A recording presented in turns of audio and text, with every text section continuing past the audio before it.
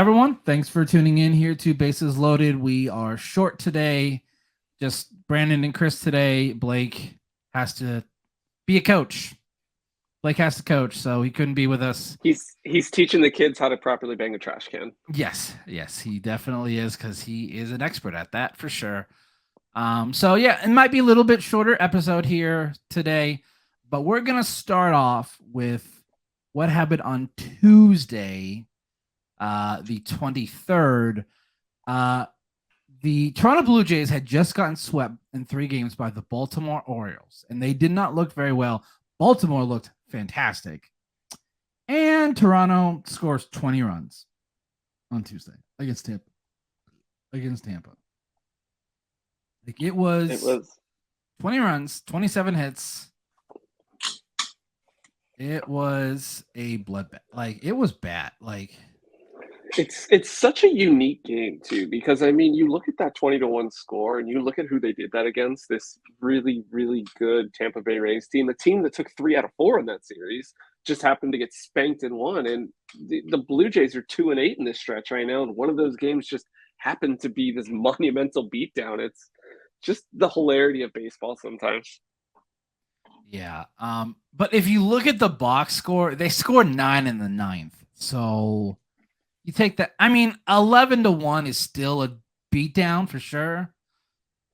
But Toronto, you better get your shit together because if you don't, you're gonna fall behind. And right now, the AL East is you really yes, there are 5 teams that are in there. They're all above 500, but it really is right now, in my opinion, a 2-team race between Tampa and Baltimore.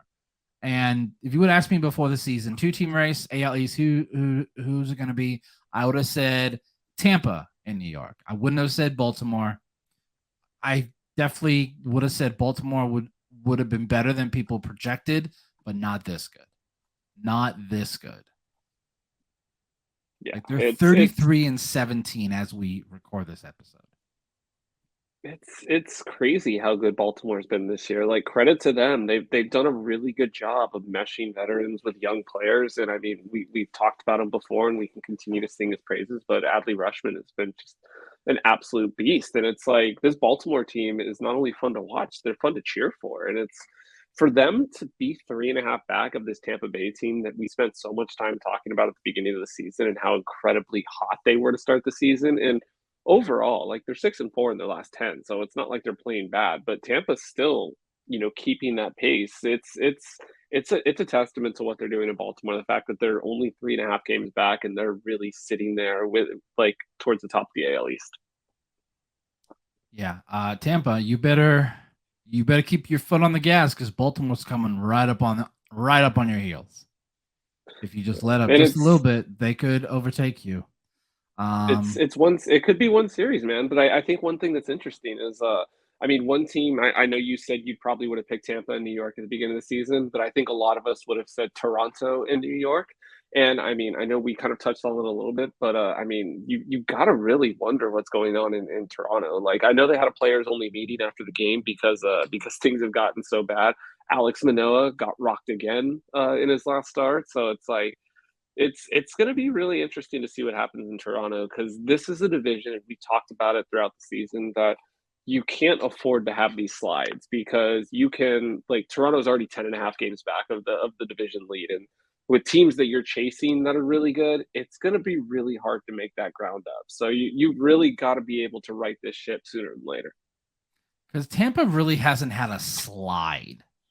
They aren't doing what they did to start like the first 2 weeks of the season, like they did. I Like think they, a slide for them is losing a series. I think that's a slide. yeah, it's like either 2 or 3 games, which most teams would be fine with.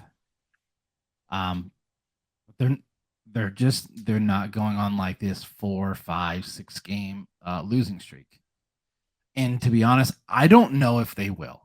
Or if they do, it's going to be in August and September, and then they're going to be like, no, like leading the AL East all season, have a bad 2 week stretch, and then next thing you know, they're in third place and at risk to being out of the wild card. Like that's how I feel because I'm sorry, all 3 wild card teams are coming from the AL East.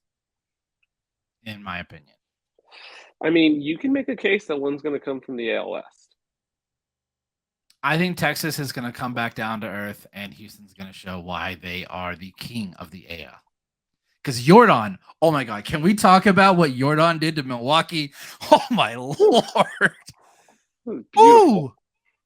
Just, I don't think people talk about him enough, and I don't know why. Actually, I do know why, because it's Houston, and people are still bitter. They can't move on. Yeah. I'm just like, well, Jordan wasn't really involved with any of that. Also, he's not like a vocal player. So he's not one of those guys that's going out that's like making news, whether it's good or bad. He just shows up to the yard and does his work. But yeah, man, that dude is absolutely incredible, and I completely agree with you. I don't think he gets the praise that he well deserves. Like, I feel he should win AL MVP if he continues to do what he's doing, but Houston may just sit him because there's a lot of guys that are playing very, very well as like they got Altuve back. I think it's Dubon has played out of his mind. They're gonna get Michael Brantley back. Like, they're gonna have too many guys and not enough spots.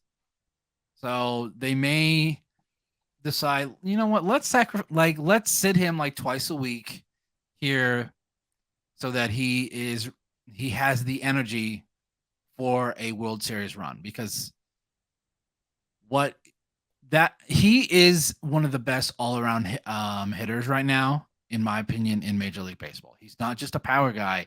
He'll go the other way. He'll do a little blooper there in the left. Yeah. Like, he's not like a guy that hits like 240. Like, he's hitting, like, he'll hit 300.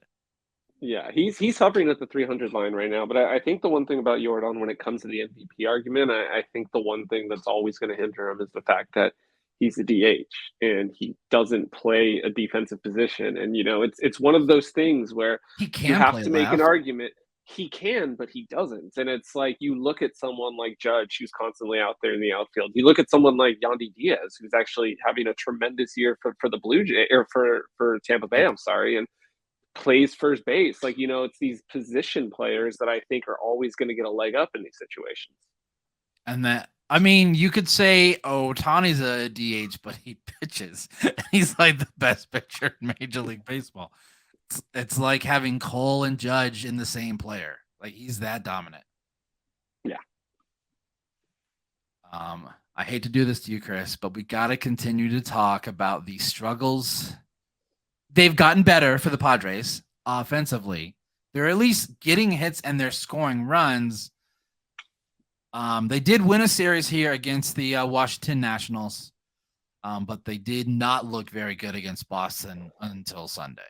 I kid you not, until 2 outs in the top of the ninth, I was ready to dress in all black for this show today, because I was just like, if we would have lost that game today after going up 5-1, after getting 2 hits with runners in scoring position and putting ourselves in this position, and then Nick Martinez and Tim Hill just coming up, giving up 5 runs late to blow a lead, I was just like, this is unbelievable. But just like we said all year, Rufan Odor, obviously the X factor for this team and becoming this huge offensive piece. Dude, the way he stared at the ball after he hit that, like, he knew it barely got inside the line. I'm not sure how he knew. He just guess he definitely has a better angle at it than we see on the TV broadcast.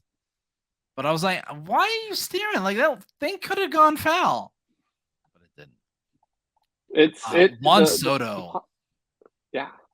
Juan Soto with 4 walks today and a single. He had 4 walks in the game today. God, man. His just plate discipline is truly out of this world. Like, he knows the strike zone better than umpires, and you can tell that when they miss a call, he's like, "You sure about that?" Like, he knows it so well, and like that, and he's been hitting a lot better too. Like, the last, I'd say, month or so, like the last 30 games, the Padres are finally getting the Juan Soto that they traded for last year. And it's a thing where like he's a young kid. Like I never thought he was going to be bad. And the one thing is, even when he was quote unquote bad, it's because he wasn't swinging. But like he said in the post game interview today, he said the reason I don't swing is because they're balls, and I'm going to swing at balls that I can hit, and they're not throwing me balls that I can hit. And I will tell you, I don't think there's a player that gets more called strikes that are not in the zone than Juan Soto. And I don't know if it's just umps being like, well, we've got to call strikes at some point against him, but I constantly see at bats where it's either up in the zone, it's away, something like that. It doesn't touch the plate, but for some reason, it's a called strike with him. So listen to these April and May splits. So April, 27 games, 92 at bats. He hit 217, 5 homers, and 11 runs batted in. Month of May so far, 21 games, 73 at bats. He's hitting 342. He has less homers, by the way, but he is hitting 342. Like, that's huge. Like, if they can get the Juan Soto that they ideally trade for and gave up a lot for, they gave up a lot of prospects and Luke Voigt.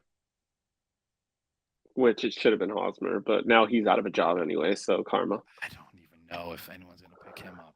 Why would you? I think a reunion tour in Casey I think might be something, or I honestly think Miami and putting him on the bench with Skip Schumacher, somebody that he was with in San Diego the last couple of years, might be something probable as well. Well, whoever it is, just don't be San Diego, Arizona, or Houston. Yeah, I think we're good on those three. But yeah, man, with the Padres, it's fascinating right now. I mean, you look at it, they've scored 7 or more runs 3 of their last 4 games, so you think the offense is clicking, but that runners in scoring position beast is still there. Today, bases loaded, no outs. Xander strikes Walk the out. bases loaded, by the way. Walk the bases Xander loaded. strikes out. Carpenter strikes out. Ground out. It's just like it blows your mind. It's like if I'm another team, I'm just going to put runners in scoring position against this team because they just seem to forget how to hit. Yeah, and I love how we're talking about how great Juan Soto's looked in the month of May. Xander Bogaerts is the opposite. Month of April, Xander was the X-Man. Like he was on fire. Month of May, though, oh my Lord, Xander has fallen off a damn cliff. Well, let's hope this weekend maybe can ignite something in Xander because he gets to face an old foe in the Yankees, and it's going to be a very interesting matchup in New York to see if this Padres team can ride the momentum of today's win and hopefully win another series and get back into those winning ways. Like, let's see, month of April, yeah, he hit 290, 6 homers, 12 RBI. Month of May, 179. 1 homer, 6 runs driven in. So not looking good there for Xander, but everyone, it's a long season, 162 games. I think people continue, like they're just acting like the sky is falling. I'm like, y'all, you're still within a wild card. You're only 2 back of the wild card. And a lot of the teams that started hot, like Pittsburgh has fallen off. Mm-hmm. The NL Central is just, there's going to be one team. Like they're not going to be good. Well, the Central in both, we can talk about how just flaming garbage they both are. Oh, it is just like, sometimes you're like, it's not like there will be, I bet on both sides that the 3 wild card reps will have a better record by a lot over the Central Division winner. I think if you could bet that, I think that would be an incredibly safe bet. The odds would be very low because it's very obvious that it would happen. Yeah. Diamondbacks just finished a 3-city road trip. Started in Oakland, went to Pittsburgh, and then played in Philly. They went 7-3, I believe, on the road trip. So yeah, they're still, like, everyone is still shocked by them. I am not at this point. The fact that they were able to stay at 500 in that first 10 against the Dodgers and Padres, I'm like, they went through that. Oh, nothing shocks me with this team anymore. The only thing that frustrates me is the damn bullpen. We Yeah, I we was had gonna the say sweep they yesterday. should have swept Philly, but they were up 5-0, right? And blew the game. Yeah, yeah, yeah. They blew that one.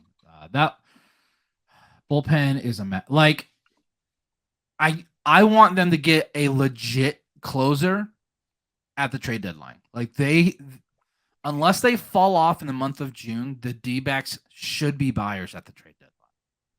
Yeah. And the good thing is you guys have stockpiled enough prospects and enough young guys where I think you could piece a couple together where you still keep this quality core together and you can go out and get some of those middle relievers or bullpen guys that might be available to try that trade deadline. A third starter wouldn't hurt either. A lot of people say, "Oh, we're getting Zach Davies back. That'll be." I'm like, "No, y'all. Please do not put your trust in Zach Davies. Please. Like we I know have a from lot of experience, young don't do that. arms. Like we have a lot of young guys, but they are struggling right now. They are just trying to fight their way through it.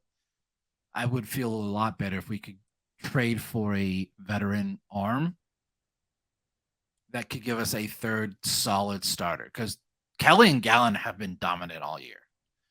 I'm really glad that Gallen pitched a lot better against Philly because he got roughed up by Pittsburgh. It was the worst start of his entire career. Like it was ugly to watch. I'm like, all right, Gallen, don't pitch in the state of Pennsylvania because same thing happened to you last year in Philly, and that's what I was worried about when he started yesterday. I'm like, oh boy, his other bad start of his career was in the state of Pennsylvania. How is he going to do? He looked pretty good. Was very dominant. Was the same. Like Zach Gallen is so cerebral. Like even when he has a good start, he's like, nah, could have done better. Like he holds himself to a very high standard, which I love. I love. Like he wants to be perfect, which you should want that out of your ace. And can we please, for the love of God, make sure we lock this man up for an extension? You cannot let him go pitch somewhere else. You just can't. Just please don't. It'll hurt too much. And I know you and Blake like to joke. Oh, so he's just getting ready to be in his next uniform. So I just hope. I can't make that joke when you guys are what six games ahead of us right now. Yeah. Oh, by the way, that trade with Toronto, we freaking fleeced them, right? Like right now, freaking with Gabby Moreno and Lourdes Gurriel Jr., who's on fire. Gurriel's on fire. I think he's at a 16-game hit streak right now. He barely got it yesterday. Like I think he got a hit I think it was a double down the line in the 8th. So he just got it. We had an off day today. We have a 3-game home. We started 3-game home series against Boston. Starting tomorrow, which I'll be at that game tomorrow, so I'm very excited. You get to see Boston twice in 1 week. How great is that? Twice in 5 days. So yeah, the nice thing about the Diamondbacks is they haven't gone on a big losing streak. I think the longest they've had is 4, but they were able to figure it out and just win like 2 or 3 in a row. So like they kind of balanced each other out. I believe you guys are 29-21. So yeah, 29-21. You would be clearing ahead first place in the NL Central, and you have that first wild card spot right now. So that means we would host, right? That's how it works, right? Yes, because that's what happened to the Mets last year. Braves not turned out well. It did. Right? It did. But one thing I did want to touch on, Blake's not here, so I can talk about them without having to hear him crap on him. But the Texas Rangers, man, I know we sat here and we said we're waiting for them to fall off a cliff, but their offense has put up numbers this year. They have 310 runs scored. Yeah, they're scoring. They have scored more runs than anyone by a long shot, and they have the second highest OPS with runners in scoring position in MLB history right now. Why can't the Padres do this? but like they're trailing the 1930 Yankees. Like I think they were okay, but it's just it's very impressive what they're doing right now, and I know we keep talking about them and expecting them to fall off a cliff, but I don't think they're going to. I don't know. And the thing is, they're doing this without Jacob DeGrom. Like they're staying, like they're fighting off Houston right now. Houston's three games back, but it's that run differential. Like they've scored 310 runs. Yeah, they have the highest team batting average in baseball too. So it's like they can miss DeGrom if they're going to hit and they're going to score runs, which they're doing. It would be nice to see Texas kind of be back at the forefront again. We have not seen that in a long I time. mean, the 2010s with Ron Washington and Josh Hamilton and those guys. Yeah, so it's definitely been a hot minute there for Texas. So playoffs right now in the AL, we'd have Tampa, Minnesota, Texas, and then Baltimore, New York, and Houston. Interesting. Tampa would have the bye, obviously. It would be interesting to see how that all unveiled. But like obviously we have a lot of baseball left.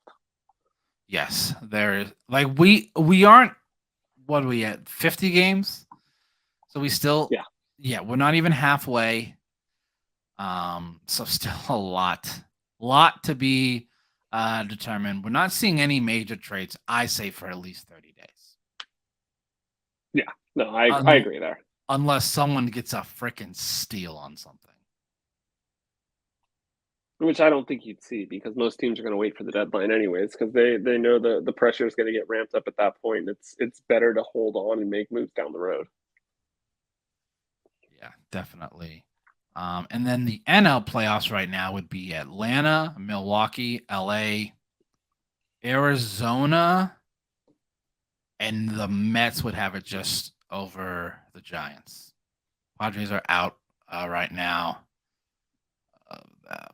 Tell me something I don't know. Oh, trust me, you do know that. I mean, the Padres are only 2.5 back.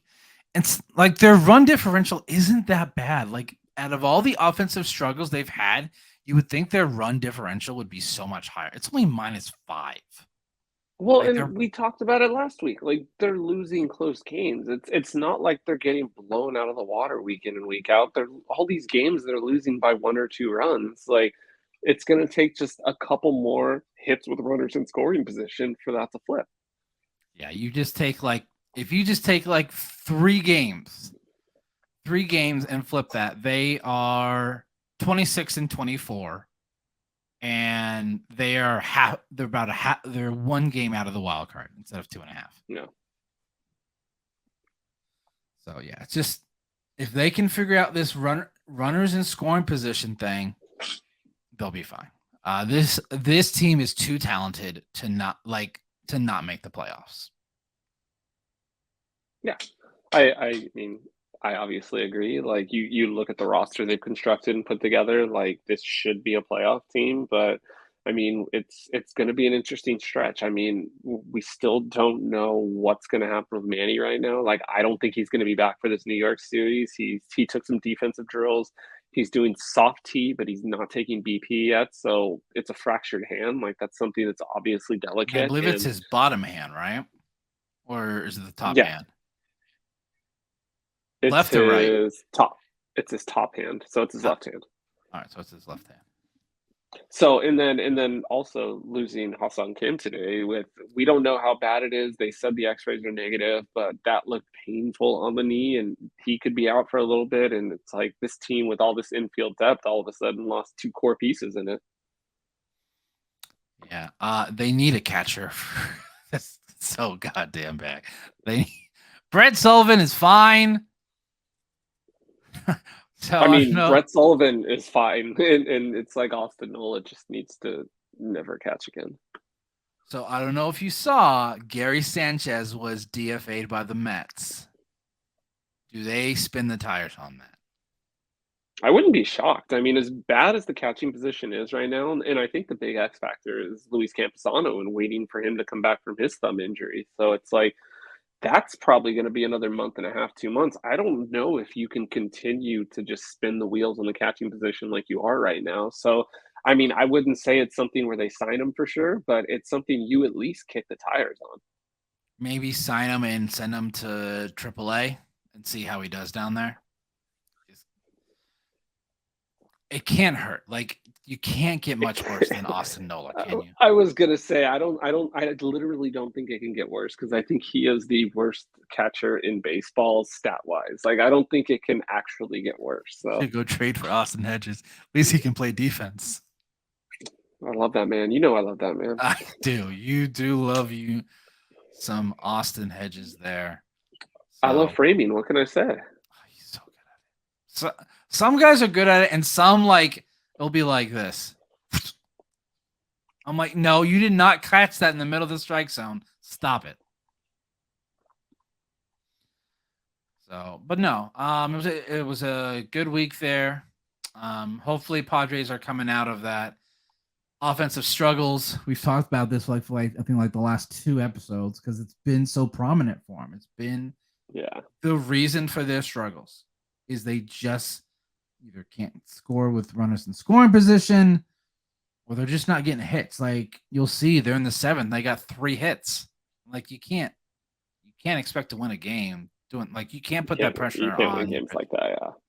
You Yeah, cannot put that you can't pressure. expect the pitching to carry you game in and game out like they have. And the bullpen was obviously very strong until little laps today and some struggles here and there. But you can't leave that in the arm in your arms game in and game out. The bats have to do their part too. So, I'm really hoping that they can put it together.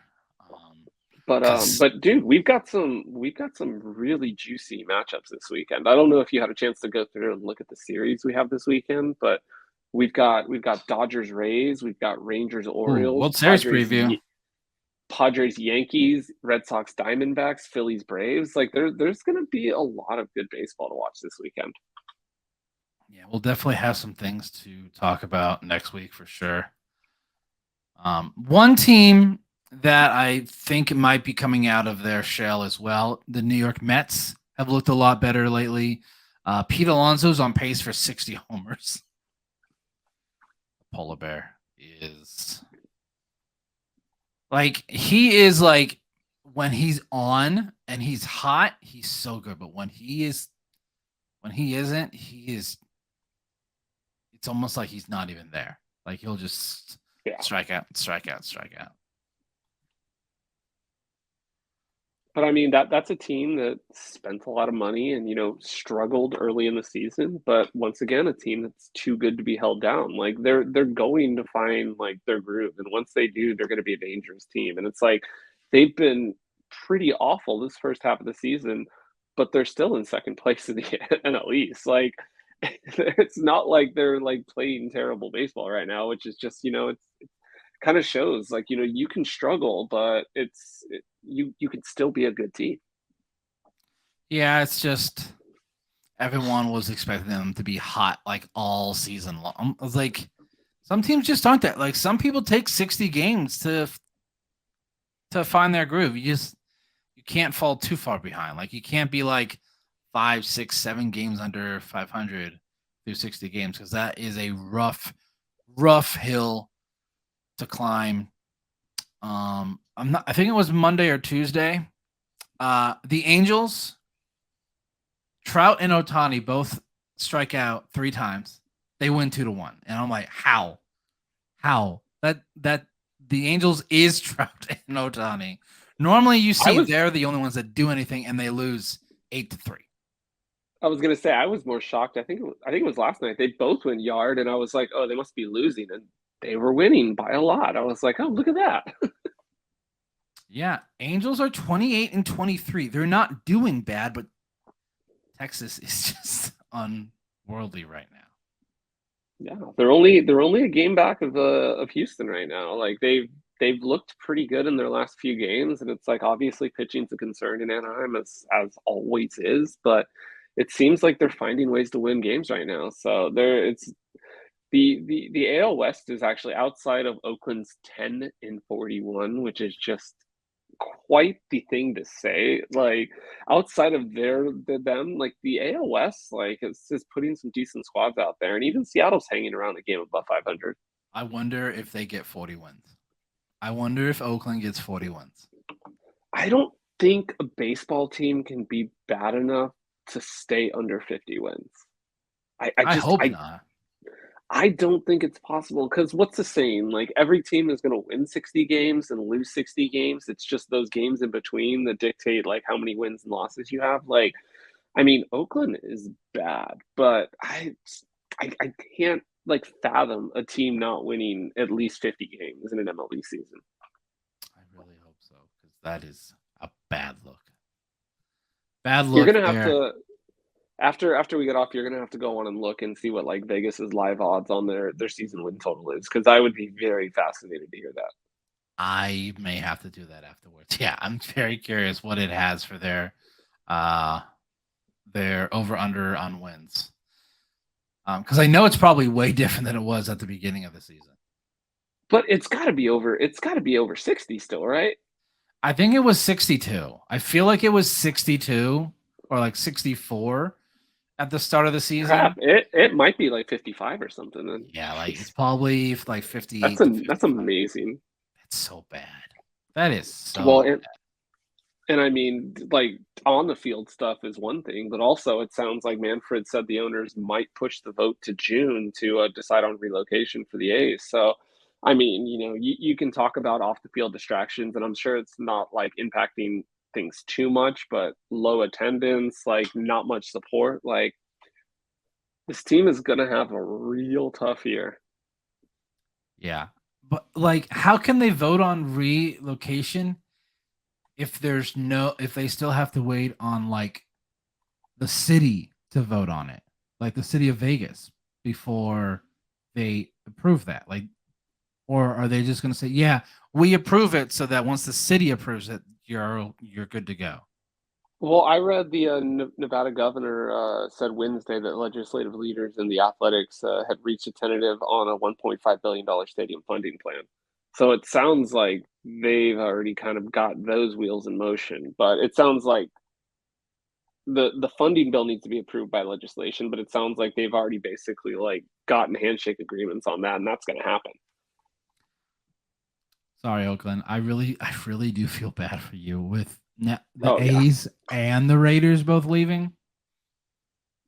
Yeah, I mean Um, it's kind of crazy to see like we had every major sport in Oakland just a couple of years ago, and now like you can even talk about the Warriors moving across the Bay to San Francisco. Like Oakland is gone when it comes to professional sports teams, and it's crazy to think that happened so fast. and I think the casual fan doesn't really care. Like you'll have people that like love the sports, like love football, baseball, basketball. That yeah, they're probably hurt by it, but I don't think that majority will is very vocal. So yeah, it just when you have a trash dump of a stadium like you do at the Coliseum, like why should the city pay? Especially when you year in and year out deplete that roster. Yeah. Yeah, it sucks, and I think at the end of the day, I think what sucks worse is Major League Baseball allows the owner to do this because he's going to move them to Vegas. The value of the team is going to skyrocket, and hell, he might even just end up selling and just making money off of it. And it's the one thing that always frustrates me about sports is how an owner can purposely not do a lot to improve a team, and yet somehow can still like what's the saying like owners that like trying to win is more expensive than just like staying pat, and it's like that's a thing that's constant. It's just very frustrating to see, and I do feel bad for anyone that's a diehard Oakland A's fan. I know I have some friends that are, and it's just it sucks. It's got to be it's just got to be just soul wrenching to try and watch that team and you just see they don't look competitive. Yeah. Like I really do hope they at least get to 60 wins. Like that would be because I think the worst team last year was the Nationals. They went 62 and 100. So aim for that 60 wins, please. Yeah, we'll see, but yeah, I don't know.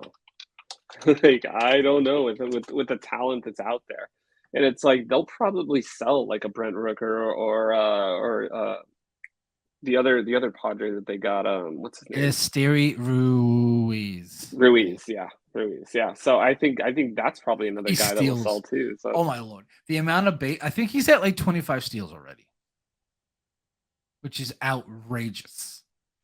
I was like, I want someone to steal 100 bases this year with the new disengagement rule. I don't see why not. So we'll see. I think we'll have someone get 50 for sure. I think 75 is still within reach because I think last time I checked, Acuna Jr. was on pace for like 65 or something. So that's yeah, another one. yeah. I think there's going to be some high numbers on that aspect. There's gonna be so many stolen bases. So everyone, we do appreciate you for tuning in to today's episode with Brandon and Chris here on Bases Loaded. Don't forget to like, comment, and subscribe so you see more of our future content. You'll see all of our socials in the description box below. See y'all next time.